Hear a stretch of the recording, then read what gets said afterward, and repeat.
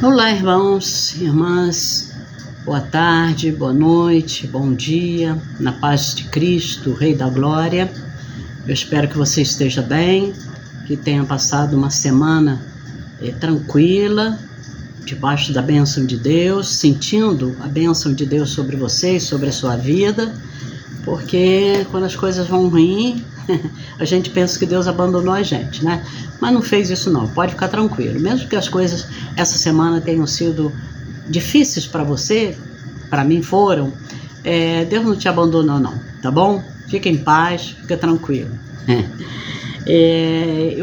Hoje eu quero ser rápida, porque eu não quero fazer um vídeo grande. Eu já falei para vocês, eu sei que vocês não têm tempo e já olham o vídeo e 30 minutos, aí já ficam desanimados, e eu não quero, de hipótese nenhuma, que isso aconteça.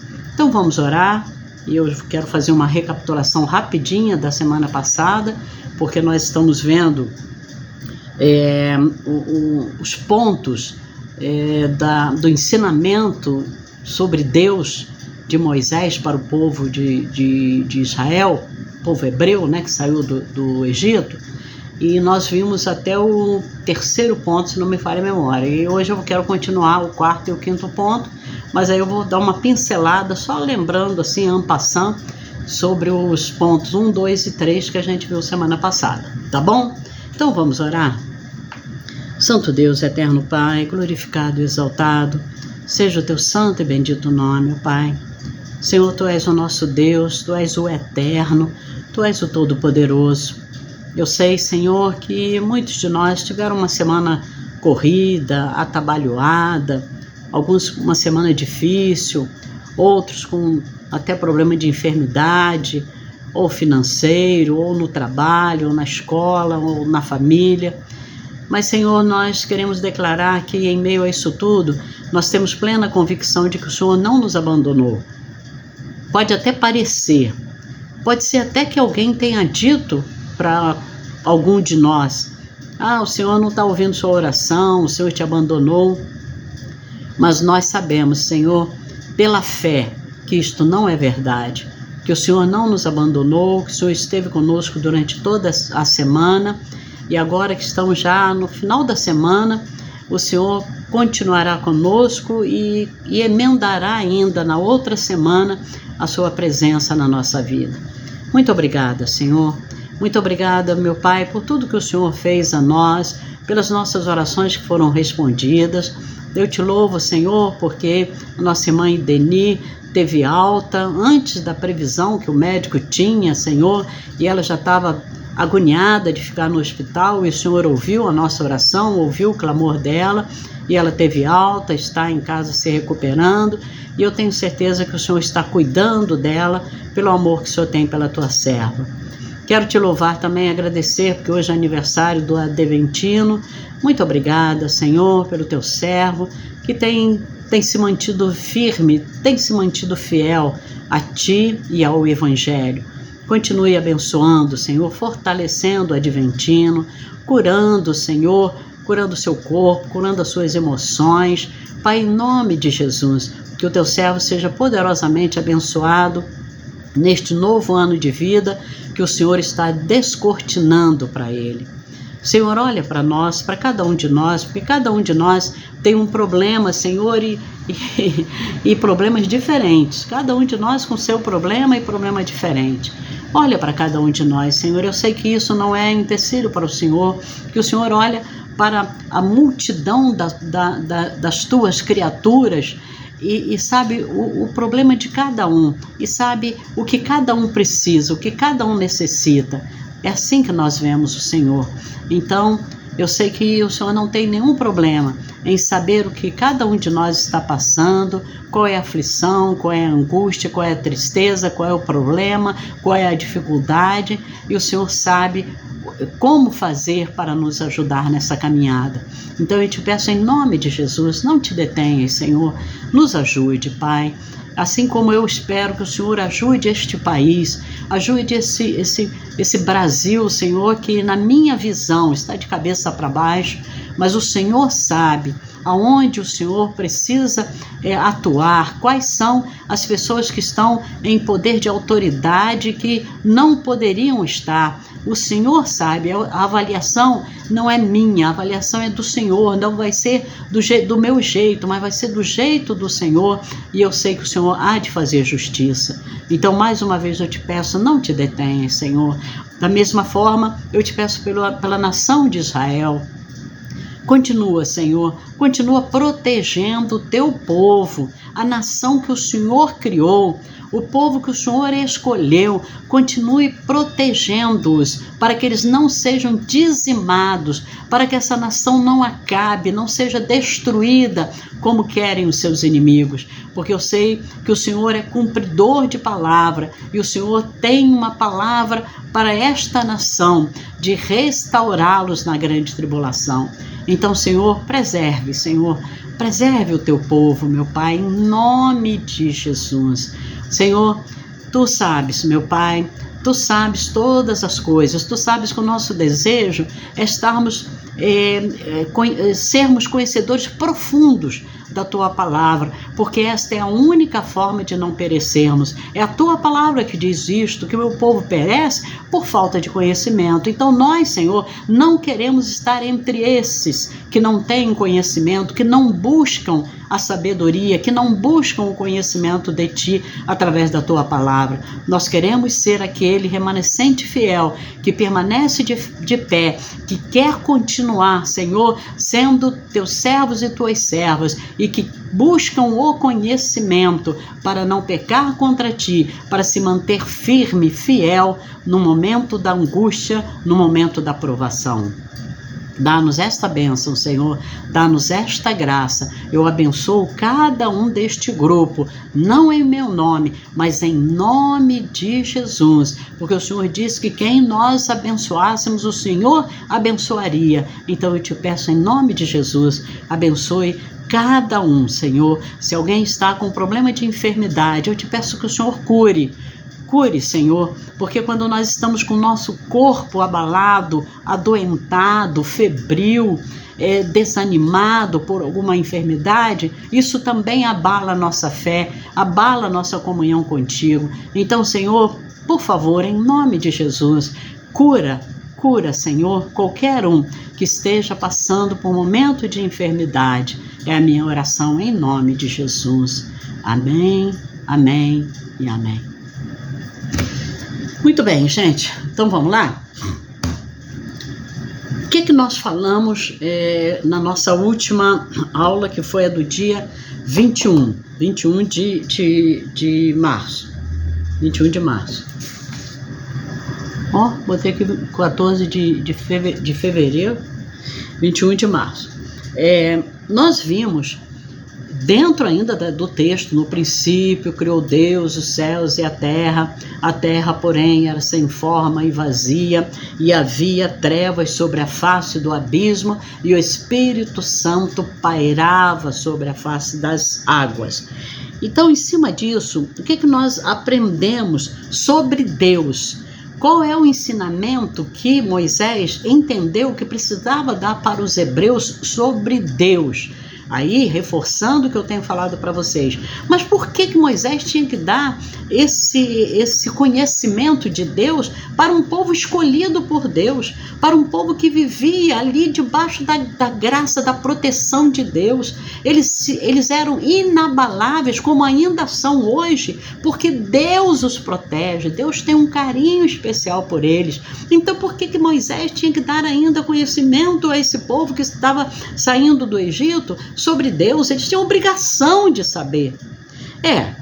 Eu até concordo se você pensa assim, mas nós temos que pensar que eles ficaram 400 anos escravos de Faraó, escravos no Egito.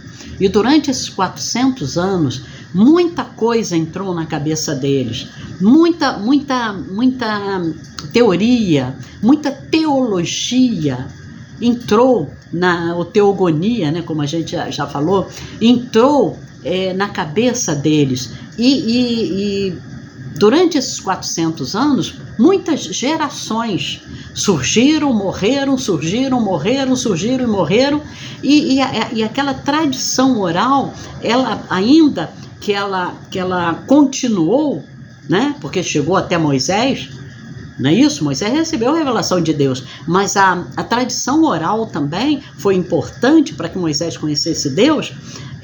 Ainda que ela continuasse, ainda que ela existia, ela foi assim desvanecendo, sabe? Já não se falava tanto sobre o mar que se abriu para que eles pudessem fugir dos egípcios. Já não se falava tanto das pragas que Deus mandou sobre o Egito para que o faraó os libertasse. Já não se falava da Torre de Babel, já não se falava do dilúvio.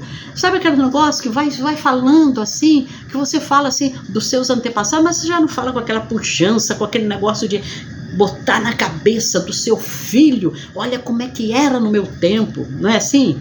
A gente até conversa sobre isso. Hoje mesmo, lá na academia, a gente estava falando com a nossa instrutora lá, sobre a questão das músicas, né? Ela gosta muito dessas músicas daí, né?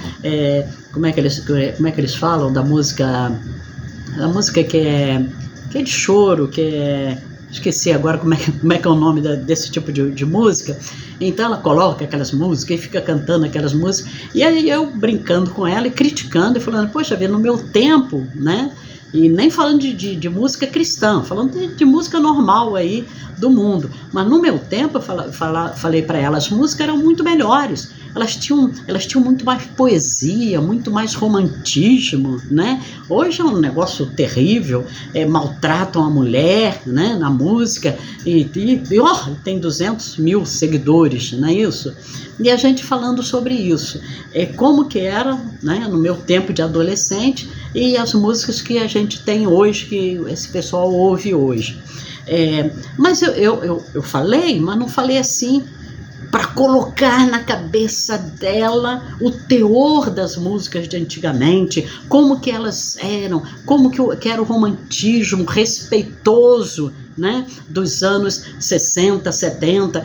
Eu não entrei nisso, porque não era o caso. Da mesma forma, a tradição oral, ela não se perdeu, só que ela era contada assim, porque sabe, quando eu era criança, tal, aconteceu isso, Deus agiu dessa forma, mas não era assim, olha, esse é o Deus Todo-Poderoso, esse é o Deus que faz, esse é o Deus que resolve para o seu povo. Nós estávamos ali no Egito sendo açoitados, trabalhando arduamente, nós éramos escravos dos egípcios, mas Deus veio, nos tirou. Então, sabe como é que é, né? Quando Moisés sai com esse povo do Egito, Moisés fala assim, esse pessoal não sabe nada de Deus, o que eles sabem é um negócio muito ralo, muito sem profundidade. Então ele começa primeiro falando sobre Deus e dizendo o quê? Que Deus sempre existiu, que não dá para você estabelecer um momento do surgimento de Deus. Por quê? Porque Deus sempre existiu, tá?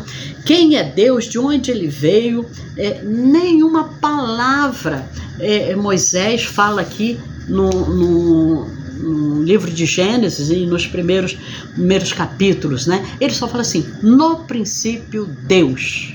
Pronto. No princípio Deus criou. No princípio, Deus fez isso. Agora, que princípio é esse? Uma coisa nós temos certeza, não é o princípio de Deus, porque não dá para se estabelecer o princípio de Deus, mas o princípio deste mundo onde nós vivemos, aí ele fala aqui em Gênesis. No princípio, Deus criou.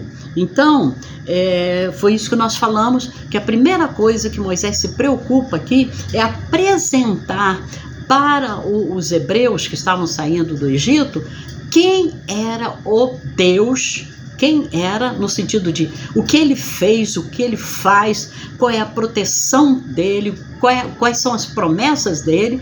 Então ele tinha que apresentar isso para os egípcios. E ele então começa o Gênesis falando isto, né? Falando isto. A segunda coisa que nós aprendemos sobre Deus aqui, que foi ensinada por Moisés aos hebreus, é que Deus, ele é um ser pessoal e não é uma força ativa. Eu acho que é mais... Eu não posso ficar falando aqui, né? Mas tem uma seita que fala que Jesus é um espírito evoluído, que Deus é uma força ativa. Não, Moisés quer mostrar que Deus é um ser pessoal. Por quê? Porque ele tem um plano, ele tem um propósito, ele criou tudo com um objetivo. Não foi assim, vou criar, não tem nada para fazer, eu vou criar. Não. Então Moisés mostra isso, tá?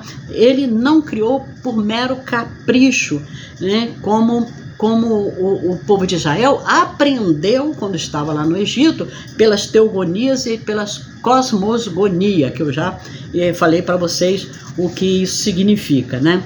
Então Moisés deixa claro que Deus, ele tinha um alvo.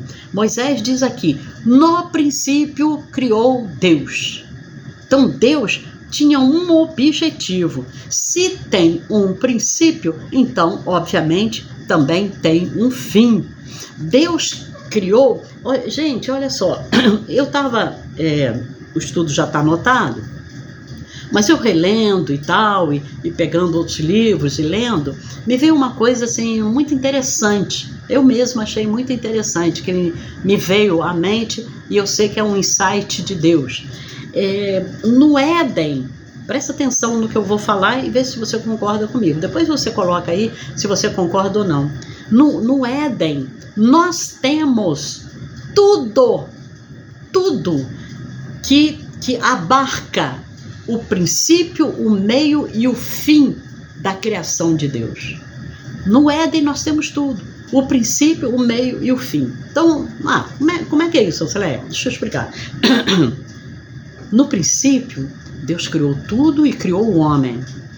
Criou o homem, colocou o homem num lugar maravilhoso, num lugar tranquilo, não é isso? Sem suor, para ganhar o pão de cada dia, que é o que acontece com a gente. Ele tinha tudo ali à mão e ainda tinha a presença de Deus, porque Gênesis vai nos falar isso mais lá para frente, que Deus vinha ao jardim conversar com Adão e Eva.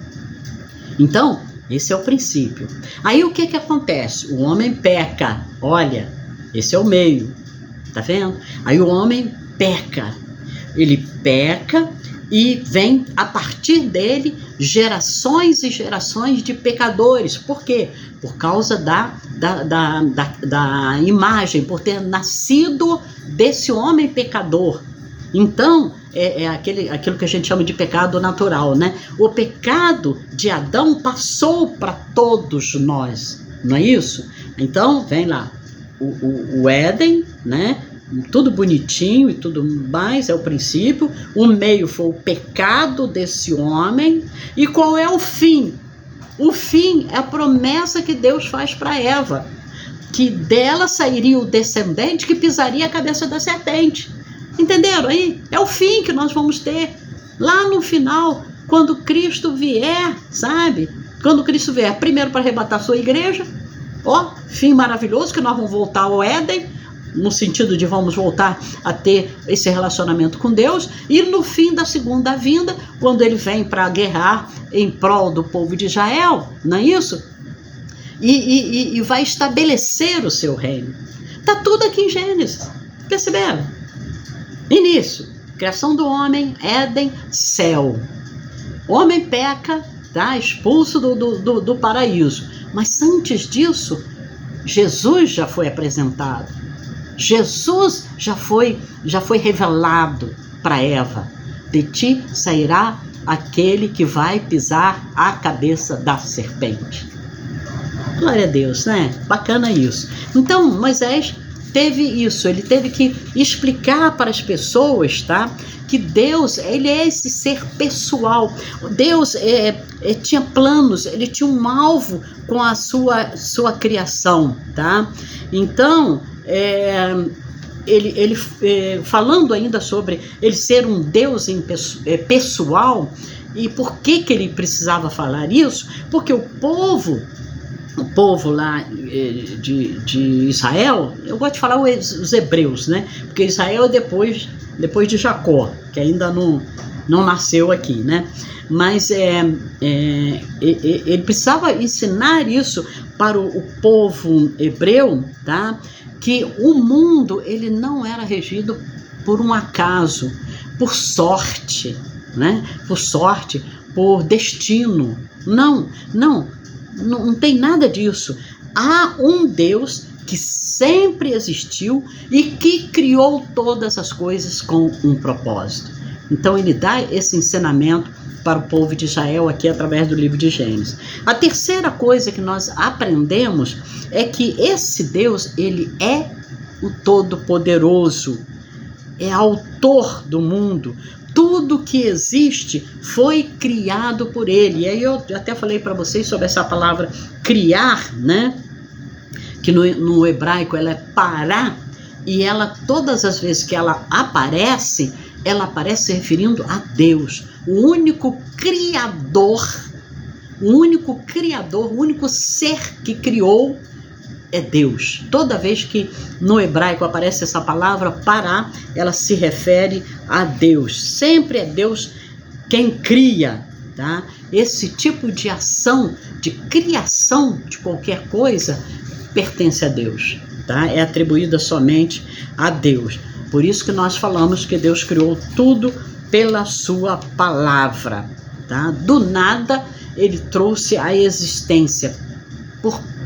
Através de quê? Através da sua palavra.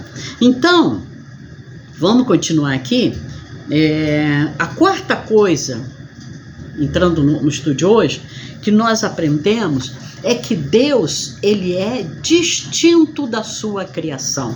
O que eu quero dizer com isso? Que Deus não se confunde com a sua criação, tá? Por que isso aqui é importante a gente saber? A Bíblia diz que no princípio Deus criou o céu e a terra. Então Deus já existia antes da sua criação. A criação veio depois. Sem ela, né, na eternidade, né, a criação não existia. Deus sim existia e Deus criou. No princípio criou Deus o céu e a terra. Prova de que ele já existia, tá? A criação, ou tudo que existe, ela existe, deixa eu ver se você alcança isso aqui, ela existe fora de Deus, tá certo? A criação, tudo que existe, tudo que a gente olha e vê, ela existe a partir de Deus, fora de Deus. Deus está aqui e a sua criação à frente, né? Do lado, mas fora de Deus, tá? Então, a criação, ela tem uma realidade que é distinta, tá? Ela tem uma existência distinta de Deus, tá? Então, quando a gente diz assim, por exemplo, Deus está nos céus, isso aí é uma maneira figurada de dizer, porque antes dos céus existirem, Deus já existia. A garganta fica seca. Então, Deus, ele não está preso no céu. Não, Deus está no céu. Não. Não, ele pode estar em qualquer lugar. A gente, né, tem essa coisa, Deus que estás no céu, Senhor nosso Deus que estás no céu. Ele pode estar no céu, ele pode estar como é que chama? No firmamento, que ele também criou. Ou esse céu que a gente imagina, ele pode estar muito acima dele, tá certo? Porque ele é que criou, e ele não tem, assim, essa ligação interpessoal com a sua criação. Ele é pessoal, mas no que diz respeito à sua criação, ele está à parte, ele está acima, ele é mais do que a sua criação, tá bom? Ele é distinto da sua criação. Por que Moisés precisava ensinar isso para o povo hebreu? Porque os deuses cananeus, eles não faziam essa distinção. Para eles, deuses e natureza eram uma coisa só. Os deuses eram forças presentes em todo lugar com seres vivos, tá?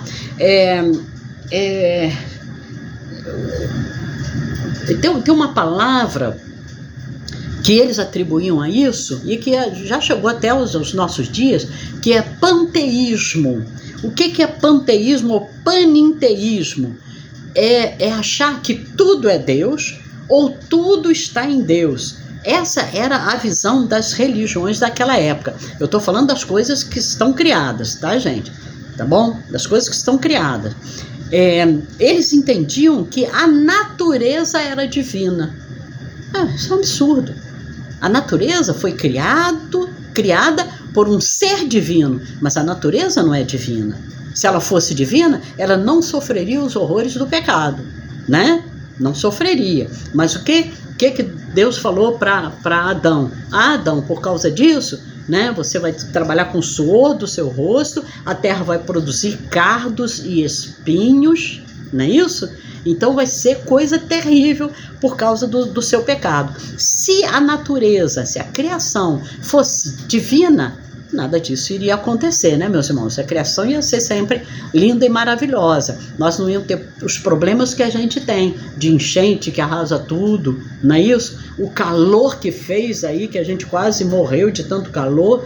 Eu não morri de calor não, mas nossa conta de luz foi lá em cima, por causa de ar-condicionado. Nunca pagamos uma conta tão cara, quase R$600 de conta de luz, mas a gente não aguentava ficar, né, no calor. Então, quando não era eu aqui no ar, aqui no escritório, era o Dízia lá na sala dela ou no quarto dela, e eu lá no meu quarto na hora de dormir. Era uma loucura. Mas a terra, se ela fosse divina, né, e nada disso iria acontecer. Seria aquela brisa tranquila que tinha lá no Éden. Chuva lá no Éden, eu imagino que era só para regar a terra, né? Não era enchente igual a gente tem hoje. Mas os hebreus receberam essa instrução.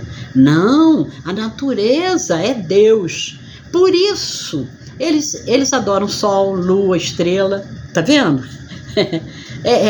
Aliás, não eram só os egípcios, eram todas as religiões pagãs e as nações pagãs daquela época, né? Que a natureza era divina. Então, a gente pode pensar assim, por que na Índia, né? Por que na Índia a vaca é adorada? Porque ela é Deus. Olha que absurdo, gente, né? Então o boi, a vaca, o bode, tá? O sol, a lua, as estrelas. Por quê? Porque tudo isso para esse povo, tudo isso são deuses. Estavam misturados com a natureza, mas eram divinos, tá? Então, eu ia falar o apóstolo Paulo, Moisés, ele quer ensinar isso para os hebreus. Não, Deus, ele é distinto da sua criação, ele é distinto da natureza. Deus não é o mundo, nem o mundo é Deus. Deus não é a alma do mundo, como era ensinado lá naquela época nas religiões pagãs. Não, ele é completamente diferenciado. O cristianismo é que chegou e disse, no princípio criou Deus os céus e a terra. Pode examinar a terra, foi Deus que criou. Você não vai estar mexendo com Deus como eles pensavam. Eles pensavam, por exemplo, que o trovão, olha só, era o deus Thor. Eu não sei, né, se você alcançou isso, mas eu alcancei nas revistinhas, nos famosos gibis, né, que existiam muito naquela época, histórias sobre o deus Thor. Tinha desenho animado sobre Thor, chegou a ter filmes sobre Thor. Thor era o deus do trovão. Então quem mexesse com o trovão estava mexendo com o deus Thor. Era assim que eles acreditavam, tá? Então o cristianismo veio baseado nos ensinamentos da Bíblia, e o que Moisés está ensinando aqui, e diz assim, examina o que Deus fez. O que ele criou não é ele, é apenas a sua criação. o cristianismo desmistificou a natureza e permitiu que o homem começasse a analisar suas leis, criar a ciência e daí a tecnologia. Para quê? Para o bem da humanidade. Porque você não está mexendo com Deus. Estão entendendo? Foi o cristianismo que abriu essa porta de sabedoria e de entendimento. Hoje, o cristianismo está sendo afastado da academia, né? da ciência, dos cientistas, mas não podem negar que essa herança veio do cristianismo. Essa visão de mundo e de Deus veio do cristianismo, né? Então, vamos lá. Por causa disso, inclusive, tive que recusar aqui uma chamada aqui. Os modernos ramos da ciência querem estudar e entender. Hoje eles querem estudar e querem entender como é que é isso da criação, como é que isso veio. Deixa eu recusar de novo aqui. Como é que isso veio a acontecer? Então eles estão estudando, e agora, de repente, eles estão confirmando o que a gente já sabe há muito tempo, desde que nos convertemos. Eles estão confirmando a palavra de Deus. A ciência está confirmando a palavra de Deus, apesar de, na sua maior parte, os cientistas não quiserem admitir isso, né? Então, quando Moisés apresenta e diz para a nação de Israel que Deus ele não se mistura com a sua criação, não é isso? Quando ele fala para o povo de Israel que Deus é distinto da natureza, o povo de Israel então começa a entender por que Deus não aceita ser adorado através da natureza, através do sol, da lua, etc e tal, né? Por isso Moisés diz que Deus não aceita imagem de escultura, porque aquele pessoal daquele tempo, eu não sei como é que é Deus, então vamos adorar o sol, vamos adorar o bezerro de ouro, lembra do bezerro de ouro? Né? Vamos adorar a vaca, vamos adorar a lua, está entendendo? E faziam esses objetos como se eles fossem deuses ou Deus e se curvavam diante dele. Moisés disse: não, nós não podemos adorar o sol como se fosse Deus, nem a lua como se fosse Deus, não podemos adorar o homem como se ele fosse Deus, porque Deus é distinto da sua criação. Tá? Esse ponto é importante para nós podermos entender o cristianismo, que tem Deus como único Deus, tá? Porque por que nós somos monoteístas e não temos imagens de escultura? Tá vendo? Porque nós entendemos que Deus não está nessas coisas que eles fazem aí e começam a adorar, né? Então é exatamente pela noção de Deus, por causa desses versículos aqui sobre o início de tudo. Vou parar por aqui, nem vou entrar no quinto ponto, que nós vamos aprender, né, sobre Deus, apesar dele não ser a sua criação e não deve ser confundido com a sua criação, no entanto, ele está presente. Como eu falei no começo e como eu orei. Vocês viram? Pois vou parar por aqui, já passei dos 30 minutos que eu não queria, mas semana que vem a gente continua aqui o nosso estudo, tá bom?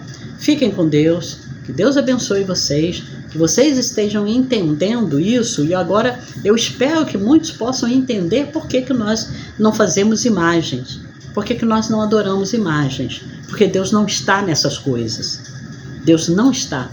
Tá? Então, por isso que ele diz lá nos mandamentos: não fazeis imagens, não fareis ou não façam imagens de escultura, porque Deus não está nisso. Ele é separado da sua criação. Fiquem com Deus, que Deus abençoe vocês, tá? Não se esqueçam, Números 6, 24, 25, 26, o Senhor te abençoe e te guarde, o Senhor faça resplandecer o seu rosto sobre ti e tenha misericórdia de ti, o Senhor sobre ti levante o seu rosto e te dê a paz. Fiquem com Deus e até semana que vem, se Deus quiser.